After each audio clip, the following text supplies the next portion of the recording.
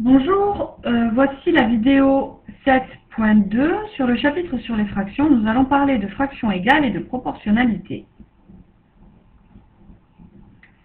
Alors, voici une propriété qui va nous servir tout au long du chapitre et même après quand nous parlerons d'addition et de soustraction de fractions.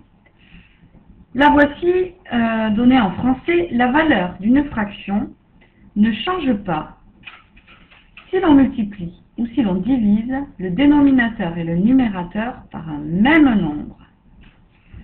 Autrement dit, en écriture mathématique, si petit a, petit b et petit c représentent des nombres, tous différents de 0, alors le quotient de a par b, a sur b, écrit en écriture fractionnaire, ne change pas, c'est-à-dire reste égal, lorsque je multiplie le numérateur par un nombre c et le dénominateur par le même nombre c.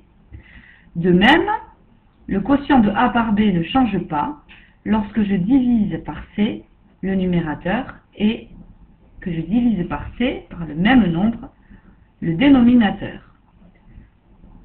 À l'aide d'un exemple ou deux exemples, vous allez voir l'utilité de cette propriété. Cette propriété sert d'abord à simplifier une fraction. Par exemple, 22 quatorzièmes. 22 et 14 sont tous les deux des nombres pairs.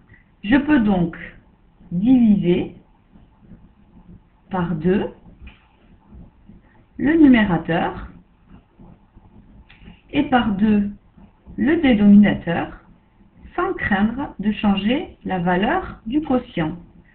Ce quotient reste égal lorsque je divise le numérateur et le dénominateur par le même nombre. Ainsi, j'obtiens la fraction 11 septièmes, 22 divisé par 2 est égal à 11 et 14 divisé par 2 est égal à 7. Cette fraction est la même que 22 quatorzièmes, écrite plus simplement, car les deux nombres au numérateur et au dénominateur sont plus petits. Cette propriété sert aussi à transformer une fraction pour changer son dénominateur ou son numérateur si on le souhaite différent.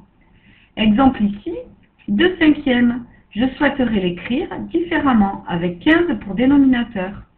Pour le dénominateur, il a suffi de multiplier par 3. 5 fois 3 est égal à 15. Pour découvrir son numérateur, je dois donc effectuer la même opération avec 2. 2 fois 3 est égal à 6. Ainsi, 2 cinquièmes est bien égal à 6 quinzièmes. Cette situation de fraction égale traduit une situation de proportionnalité.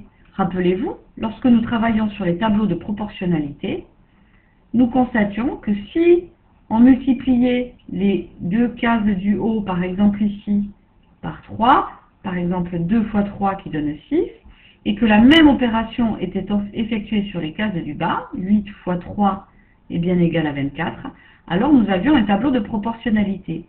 Je peux traduire cette situation avec des fractions.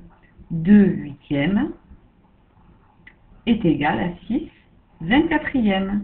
Le numérateur ayant été multiplié par 3 et le dénominateur aussi. Voilà, merci de répondre au questionnaire laissé à la suite de cette vidéo.